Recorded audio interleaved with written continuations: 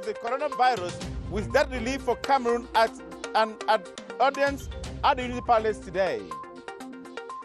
Prime Minister Joseph John Gute has extended government measures to stop COVID-19 by 2 weeks and says schools may reopen in Cameroon on the 1st of June if the spread of coronavirus is contained. The group of 20 nations has granted a $12,000 billion moratoria to 40 low-income countries undergoing hardships as a result of the coronavirus. The details now. Thanks for watching the 7:30 news on CRTV. I am Moki Edwin Kinzaka in Yaoundé. Cameroon and France are on the same health track to make the deadly coronavirus history for humanity. This was one of the salient points of the audience granted the French ambassador to Cameroon, Christophe Guilou, today by President Paul Biya. Both personalities also discussed French debt relief for Cameroon because of the COVID-19 pandemic. Unity Paris correspondent Ashunyanti reports. French Ambassador Christophe Guilou is the first foreign diplomat to call on President Paul Biya since 1 month of wild conjectures. Right from here, it is clear COVID-19 should not be toyed with. And as he appears before President Paul Biya this April 16, 2020, the enforced good practices, no handshakes and social distancing are followed to the letter. Bonjour, Monsieur le Président. Paul Biya is performing his ordinary, routine and sovereign duties. This is thus the president, flesh and bones, looking robust with his usual verve.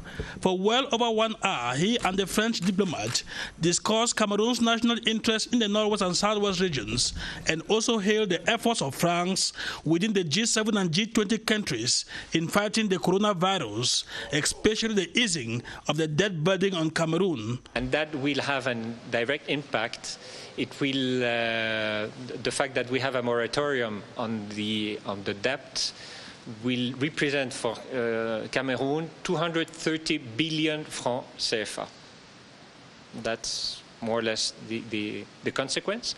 And regarding France, it will, the impact will be of about 60 billion CFA.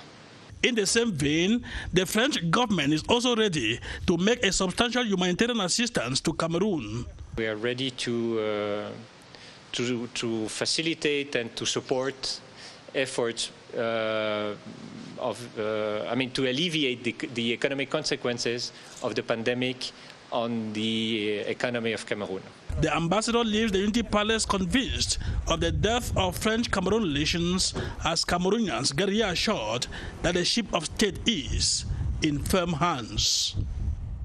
G20 countries have granted a moratorium of debt relief of about 12,098 billion CFA francs to 40 low-income countries as one of the measures to help meet up with the challenges of the coronavirus that is bringing hardships. Luma Slim Davis puts the initiative into context. The coronavirus menace has drawn worldwide attention, with scientists seriously searching for a cure to keep the pandemic at bay. While serious efforts have been made in various aspects to cushion the economic and social drawback caused by the virus worldwide, African countries are looking up to the West to cancel Africa's debt to help overcome difficulties. In the third ordinary session of the CIMAC Finance and Economic Ministers in the Congo recently, a debt cancellation was asked for, a request that is in line with the French President Emmanuel Macron's idea to cancel Africa's debt. However, in what appears to be a response to these calls for debt relief, the G20 countries have granted a moratorial debt relief of $20 billion, an equivalent of 12,098 billion CFA francs for the African countries. In this amount, Gabon benefits from a debt relief of over 1,348 billion CFA francs, the Central African Republic over 14,922 billion CFA francs, and Cameroon 10.12 billion CFA francs. This moratorial debt relief that covers up to 2020 may just be a step to a total cancellation of Africa's debt. And And while Cameroon battles with the coronavirus, a number of mechanisms have been put in place by different donor institutions to enable the state effectively fight against the pandemic without crippling state coffers, ranging from loans and donations to debt relief and rescheduling. The various options are expected to keep debt levels sustainable and the social fabric intact. Caris Aditakan reports. 60% of the country's contribution to the International Monetary Fund, that is what the state of Cameroon proposed to receive from the Bretton Woods institution to fight against the spread of the coronavirus. For now, 50% is what has been retained, 110 billion CFA francs. This, however, does not fall under debt servicing, as Cameroon remains in the 3-year economic and financial program under the extended credit facility. This supposes that the fund is not expecting any repayment of dues from Cameroon in 2020.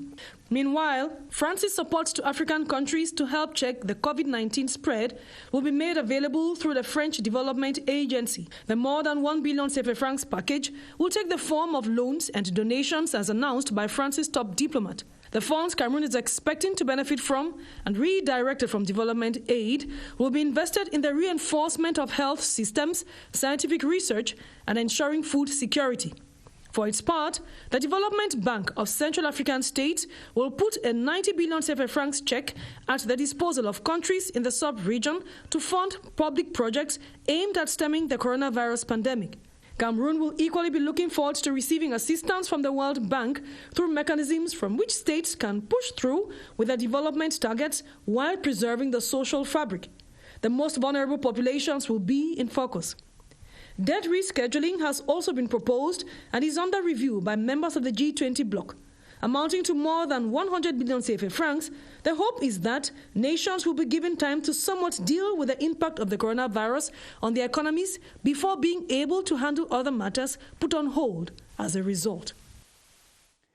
Cameroon's public debt stands at over 8,400 billion CFA francs, about 37.5% of its GDP. Generally, government's debt as a result of its GDP is used by investors to measure a country's ability to make future payments of its debt, thus affecting borrowing costs and bond yields. Constantine Baum reports that Cameroon's debt remains sustainable following measures to strengthen public debt management. Cameroon's public debt as of this year 2020 stands at 8,424 billion CFA francs, about 37.5% of the GDP, according to the Autonomous Sinking Fund. The amount consists of 28.6% external debt estimated at 6,445 billion CFA francs, while the internal debt is estimated at 1,942 billion CFA francs. The debts consist of concessional and non-concessional loans. The debts, however, doesn't put Cameroon in a vulnerable situation as measures have been taken to strengthen public debt management. The debt remains sustainable. There's no particular problem. I told last time we're on 37.3% as of 31st of December 2019. So the fungible treasury bonds that we issue, we have a secured account in the central bank. So in terms of sustainability, we don't really have any problem. So it doesn't even go through the autonomous sinking fund. So it's actually within the revenue of the current revenue. That's how we're managing all this. Public debt in Cameroon has steadily increased since the debt relieved under the Enhanced Heavily Indebted Poor Countries and Multilateral Debt Relief Initiatives. Cameroon's multilateral sources include the World Bank, African Development Bank, and the IMF, making a sum total of 2,346 billion CFA francs. The bilateral debt comes from partners such as China, France, and Turkey, estimated at 3,016 billion CFA francs. The public debt is as well derived from commercial sources such as Eurobonds, estimated at 450 billion, Bank of China 130 billion, and Intesta 122 billion CFA francs. The debts come in as disbursements of statutory advances granted by development partners in the framework of the Economy and Financial Program for the acceleration of major infrastructure projects. Prime Minister Joseph John Gute has launched a campaign to disinfect and decontaminate public offices. The exercise, which is another measure by the government to contain the spread of the coronavirus, took place at the Yaoundé train station. The event will continue nationwide. Sisako Tamko reports. Public transport and other shared mobility services are considered to be high-risk environment for the spread of diseases, as they are a large number of people in a confined space with a variety of commonly touched surfaces where the virus can drop. So in addition to the 13 measures, the government has decided to wage the war against COVID-19 via another battlefront, the disinfection and discontamination of public spaces. This exercise, which was launched at the railway station, rallied members of the steering committee for the fight against COVID-19 around Prime Minister John Gutte. At the beginning of this pandemic, if you mention it very well, you will see that the domain which is very impacted is the transportation and the tourism. So I think it's a symbolic way to come and launch this ceremony here at the Gare of Yaoundé.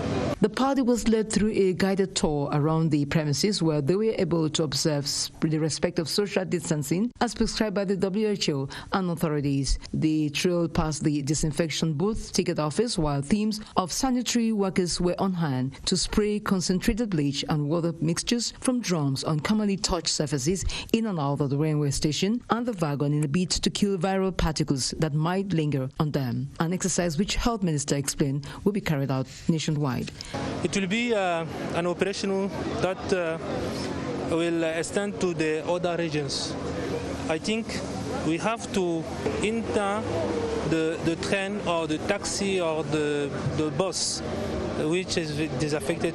Camrail, in partnership with the authorities, is complying with the measures of social distancing by reducing not only the number of passengers but also making available wagons for confinement. I am very pleased, I'm very proud that the Prime Minister come here to see the effort that was made by the different ministries, the Health Ministry, the Transportation Ministry and Camrail, and we can see today the effectiveness of these measures which are done for the health of the people of Cameroon. Through this campaign, Cameroon is joining nations across the world that have deployed disinfection teams to disinfect state buildings, schools, markets, even residential areas and other public spaces. The exercise is perceived as one of the most effective ways to fight the spread of COVID-19. The Prime Minister of Government, Joseph John Gutte, has extended measures taken to curb the spread of the coronavirus by 2 weeks. Speaking after a video conference with the Ministers of Health, Scientific Research, Economy and Mines, John Gutte said schools may reopen on the 1st of June if efforts to contain the spread of COVID-19 yield fruits. Let's listen to the Prime Minister. Ladies and gentlemen, the Interministerial Committee in charge of monitoring the implementation of government's response strategy to the COVID-19 pandemic this Thursday, 16th April 2020, held its weekly meeting to assess ongoing actions. 4 major observations were made at the end of the various reports presented during this meeting. Firstly, it appears the number of patients testing positive to COVID-19 continues to increase. Statistics provided by the Ministry of Public Health show that 996 people have been infected against 731 on the 9th of April. However, 164 people have recovered from COVID-19, while 22 deaths from this virus have been reported. As a result, the mortality rate of COVID-19 remains low in our country compared to the total number of patients testing positive and to the situation in other countries. Secondly, it was noted that the population largely adheres to the measures prescribed by the head of state to limit the spread of COVID-19 in Cameroon. The measure concerning the compulsory wearing of protective masks in areas open to the public is welcomed and applied by a very large majority of our compatriots. In this regard, I would like to state that the technical standards and specifications recently published by the Minister of Industry are not intended to give few companies the monopoly of producing those masks. The aim of these standards is to improve the quality and effectiveness of the masks produced by our local industry and even artisanal masks produced by our tailors and seamstresses in order to increase the level of individual and collective protection. Moreover, the masks do not mean that we must stop compliance with social distancing measures. I would like to observe that markets are still a major area of concern. I therefore call for a sense of civic-mindedness and responsibility for better protection in our markets.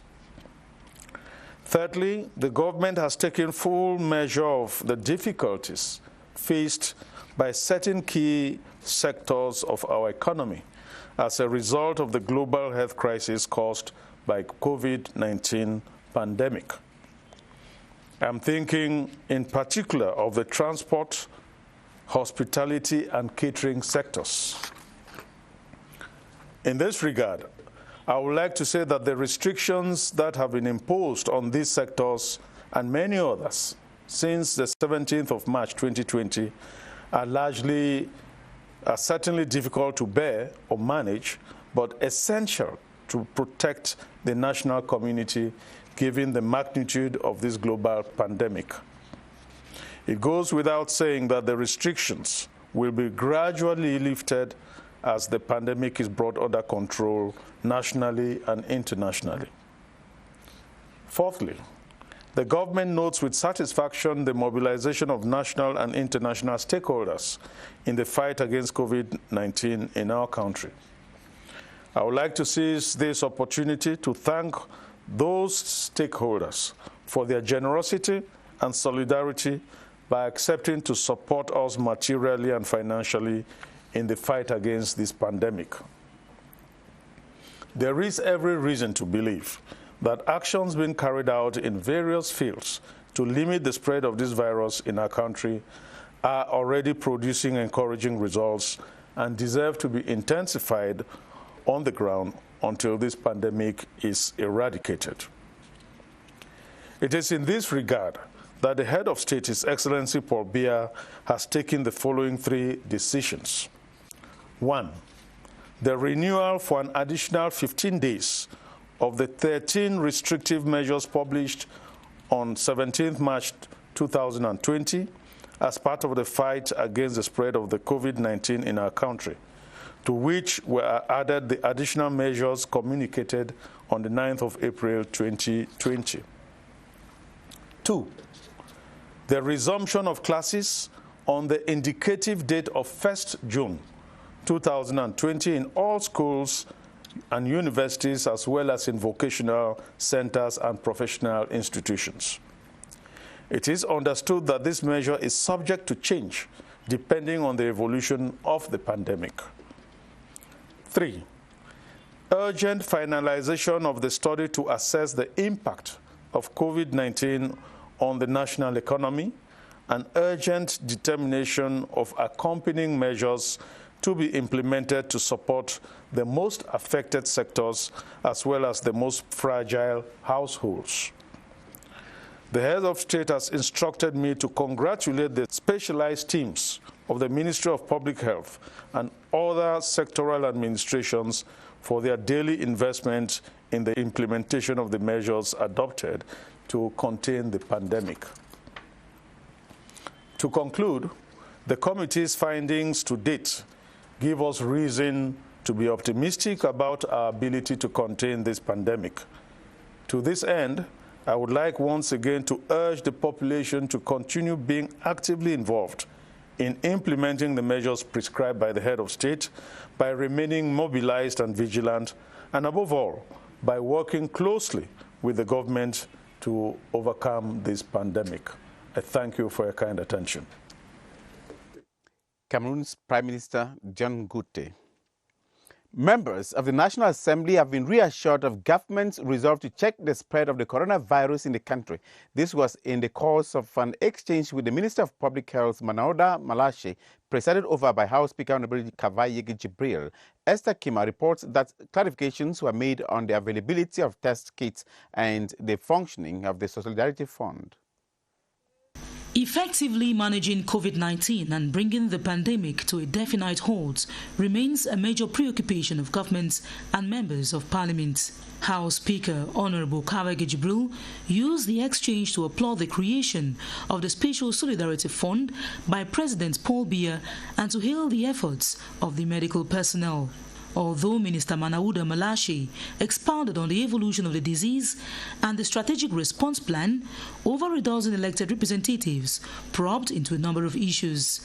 They questioned the running of the Solidarity Fund, which currently holds some 1,960 million CFA francs, the country's capacity to test suspected cases, and the accessibility of mechanical ventilators.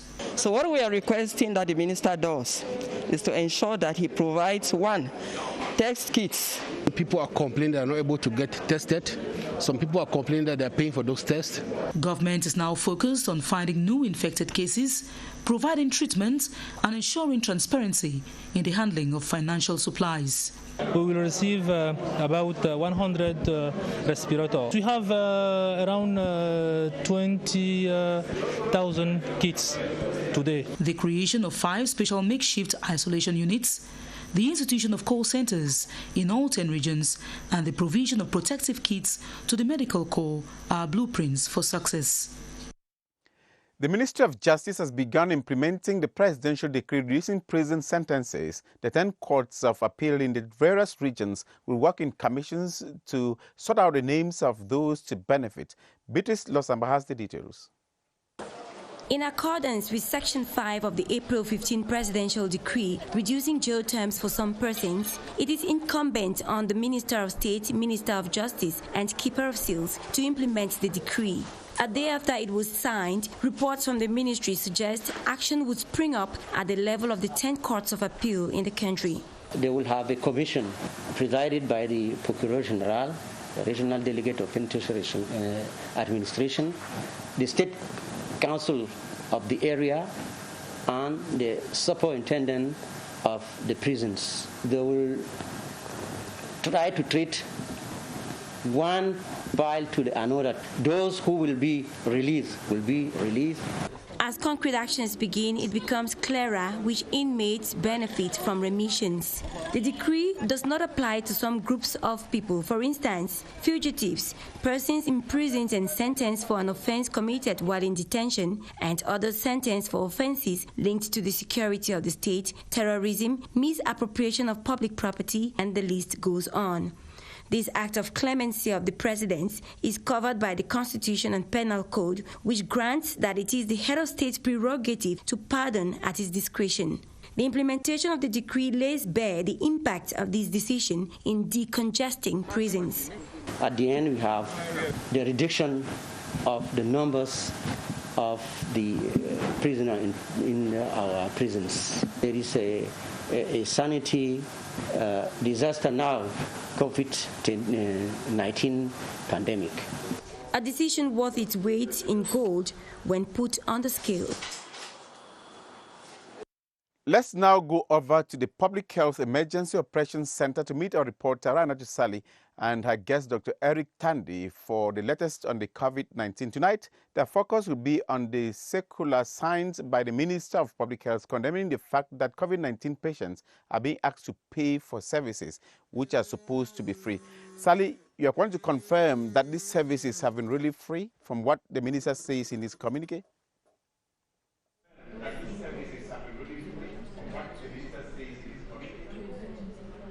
Good evening, Moki Edwin. Well, the good news from this end is that 168 recoveries have been recorded in Cameroon so far. But tonight our focus will be on the circular signed by the Minister of Public Health, Manauda Malashi, condemning the fact that COVID-19 patients are being asked by some hospitals to pay for services which are supposed to be free. My guest this evening is Dr. Eric Tandy, a public health expert in the Ministry of Public Health. Good evening, Doctor.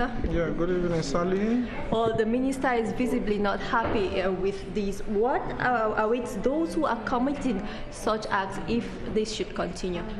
Yes, Sally, it is worth noting here that just like the normal action the minister often take as far as issues are concerned relating to health of the population of Cameroonians, this is a timely decision that goes to remind health workers and the population at large that the minister is not relenting his effort in order to see that measures that have been put in place by the government to render free services to the individual be respected fully, irrespective of who is concerned, irrespective of the structure. These individuals need to comply to the norms and regulations governing the state and in particular the Ministry of Health. Now, are there families that have called to complain about this? Remember, just like one of the channels of information from the minister as well as other leaders of the state, there is no information that the minister is not informed about. And remember, in every setting, we have anti-corruption commissions that are being set in some of these health facilities, as well as there are free lines to get to the Ministry of Health. So this information can as well come from collaborators within health facilities as well as family members. I think here we call on other family members and the population at large to contact the Ministry of Public Health at any time, as well as other ministry in collaboration, in alignment with government regulations, because we have an anti-corruption commission in the country. So it's not only to denounce what is related within public health, but as well as other malpractices within the services of the state. Now, concretely, what measures have been taken to ensure that such doesn't happen again? As far as COVID management is concerned and other activities within the state, I think there is a whole commission that has been set in place at the decentralization level that manages this crisis. And this commission now is in charge of following up any patients, even starting right from contact tracing, and even where we are now, we try to put in measures that governs the channel and the management of these activities. So we don't expect any malpractices to come up within the management team. And then again, I want to call on the population of Cameroon that they should know that the head of state have announced in alignment or through the various channels that COVID disease is free of charge. I mean, there is no mixed words here. It has been made very clear that the treatment of COVID is free in Cameroon. And anybody who requests for any assistance as far as this treatment is concerned should be denounced, and they know where to channel their question or their worries directly to the state. Thank you very much. So you mean from diagnosis to hospitalization, everything is free? Everything is completely free, and that is the measures that have been put in place by the government of Cameroon. Thank you very much, Dr. Eric Tandy. It's always a pleasure having you with us. Thank you very much. Well, Moki, that's the latest from this end. Back to you in the studio. Thank you very much, Rana Tusali. Thanks for always being there. Now, on to the news. The leader of the African Movement for New Independence, Manidem, has successfully completed his treatment for coronavirus, which he contracted 3 weeks ago. And he said Kani congratulated the government for measures to stop the virus and called on civilians to respect hygiene norms. Rene Kache reports from Douala. It is 14 days exactly after a ferocious battle with the coronavirus. 2 weeks after, Anise Kane is now in good shape, safe and sound. You can see that I'm feeling strong. But 2 weeks ago, I wasn't like this. The leader of the African Movement for New Independence, popularly known in its French acronym as MANIDEM, still remembers vividly how he contacted the virus. I started feeling the symptoms of COVID-19 on March 29, 14 days after I left the Douala airport to welcome our compatriots. My doctor prescribed me some drugs, but 3 days later it got worse. I did a scan and it was that scan that confirmed I had COVID-19. Shortly after leaving the hospital, Mr. Ekane went on a self-isolation at his Douala residence, where he scrupulously respected his treatment protocol. But how did he get treated? I was treated with chloroquine and other drugs, but I also took some traditional medicine.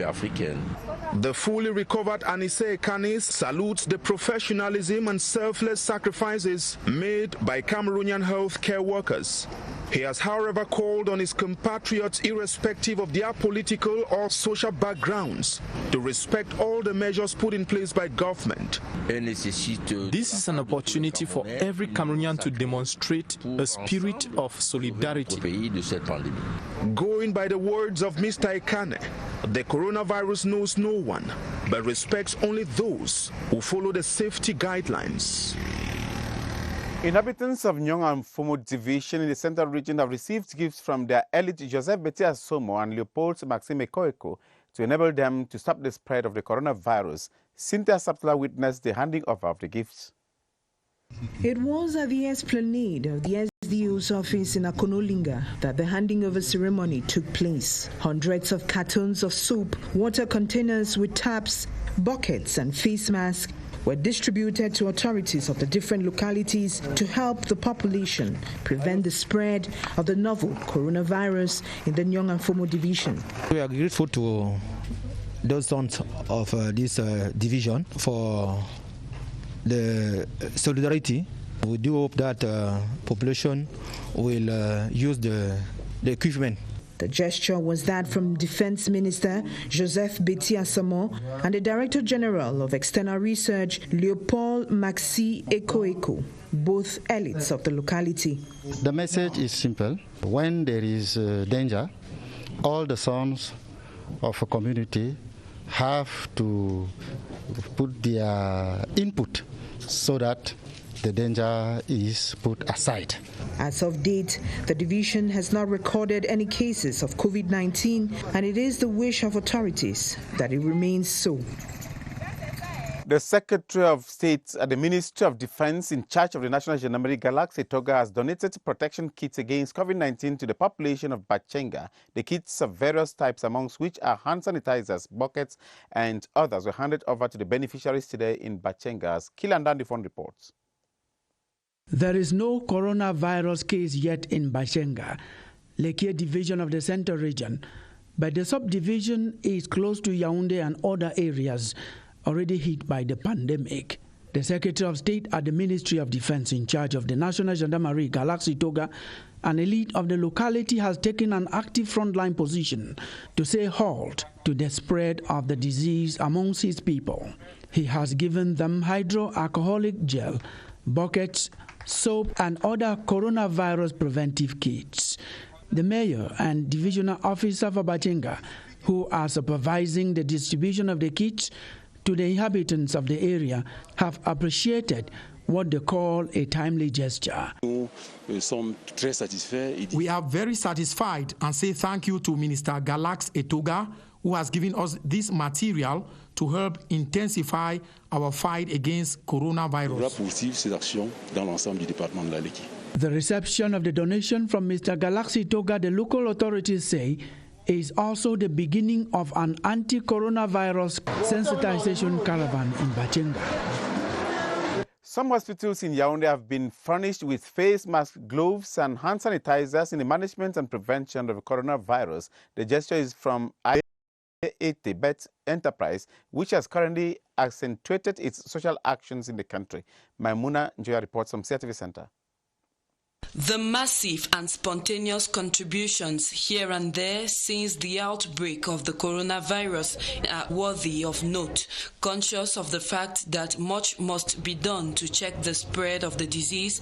The personnel of 1xBet were therefore sent out to donate necessary sanitary kits in some hospitals in Yaoundé. The items which were highly appreciated were the face masks, which have become obligatory in Cameroon. That's a great gest because the situation is very bad, but we save this to ameliorate the treatment of patients. I want to thank 1xBet. As pointed out by the hierarchy of 1xBet, the protection of human health is for them a top priority, and cognizant of the material challenges in some hospitals, it appeared vital to do something. We will share freely to those who don't have. Since these pharmaceutical masks, they are very rare, we have decided to do our own masks with our logo 1xBet on it to share to the public so as to avoid the spread of this illness. Besides the donation, basic protective measures against COVID-19 are also strictly followed within the enterprise. It is an obligation to wash your hands before entering into our hall. And to have access into our hall, you need to have your mask to protect your mouth and your nose in order not to be part of the virus. And if you are a carrier of the virus, you don't need to contaminate the other clients. At the entrance, when you are into our halls, you sit 1 meter away from the other clients. And also, every after 1 hour, you need to use water to wash your hands, or you disinfect your hands with all the solutions we have provided for our clients. This humanitarian action of 1xBet will be extended to other areas in the days ahead.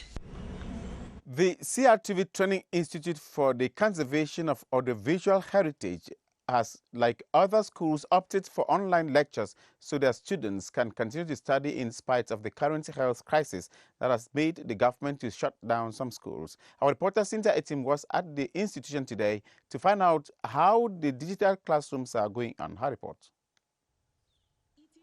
a.m. Thursday at the CRTV Training Institute for the Conservation of Audiovisual Heritage. The campus is calm. Online lessons have replaced classroom lectures. Bonjour, il est 10 heures. Nous allons débuter avec notre cours sur l'initiation au logiciel Photoshop. Distance learning is the method of teaching and learning being practiced in this institution due to the coronavirus scare in the country. The presence of lecturers like that of learners on campus is not necessary, yet they actively participate in the lessons.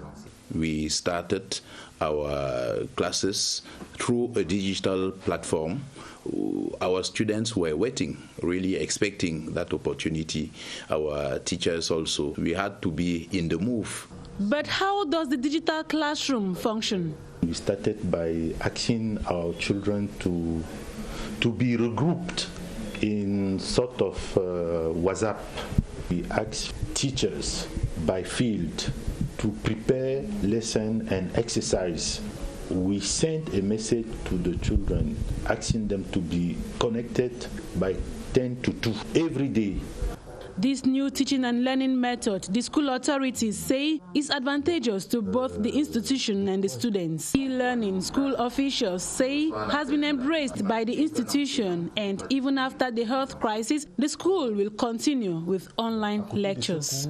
The newly appointed Secretary General of the National Assembly, Honorable Komba Gaston, has been commissioned into office. He was installed today by the Senior Deputy Speaker, Honorable Hilarion Etong, who on behalf of the House Speaker enjoined the clerk of the lawmaking institution to work in accordance with the prescriptions of the Bureau of the National Assembly. Esther Kima reports on the ceremony and the challenges that await the new boss. Before the 23-man Bureau of the National Assembly and a cross-section of the personnel of the General Secretariat, the new clerk, Honorable Komba Gaston, takes the baton of command. The brief installation ceremony saw the Senior Deputy Speaker, Honorable Hilarion Etong, remind the linchpin of the lawmaking institution of his delicate mission, working on the instructions of the Bureau of the National Assembly and staying at the disposal of all elected representatives, regardless of their political leanings, were some of the admonitions made in this regard. The expert in private law and former member of the National Assembly from 2007 to 2020 is ready for the new challenge. I express my gratitude to the head of state first because he agreed the proposition of the Honorable Speaker. My ambition is to serve, to have all the confidence of members of a bureau and to make that National Assembly can grow. As he assumes function, the graduate from the National School of Administration in Paris, France, is expected to ensure the professional well-being of the Assembly personnel, organize trainings, and ensure the complete relocation of the staff and services. He will also have the duty to foster parliamentary diplomacy and to watch out for the full implementation of measures put in place to curb COVID-19 for the institution's workers, as well as the lawmakers of the 10th legislative period. All citizens will henceforth need to have a taxpayer's number in order to conduct certain transactions like opening a bank account and subscription for water and electricity. The move falls in line with the dematerialization process put in place to ease fiscal procedures. Clarice Aretakan reports that it is the substance of an arrêté signed by the Director General of Taxation. Possessing a unique taxpayer's identification number was made mandatory by the 2020 Finance Law. An increase in fiscal revenue is the target. The reinforcement and amelioration of the fiscal identification system is one of the processes chosen as a means to this end. Our taxpayers used to present a taxpayer number to make some operation. This obligation is extended to some other transactions like opening bank accounts, subscribing insurance, subscribing to electricity or water. Without the taxpayer number, they cannot realize all these operations. By getting information, we can identify new taxpayers. A unique identification number in this case is a number attributed to an individual or moral person, which easily singles them out as taxpayer or not. It is unique, obtained free of charge, and definite. All citizens are concerned irrespective of age. Taxpayers that who have already done all these transactions without having taxpayer number, they have a period for regularization. Taxation officials affirm that it falls in line with dematerialization embarked upon by the administration in a bid to make fiscal procedures less cumbersome. And that ends the 7:30 news on CRTV. I am Moki Edwin Kinzeka in Yaoundé. Thank you for watching.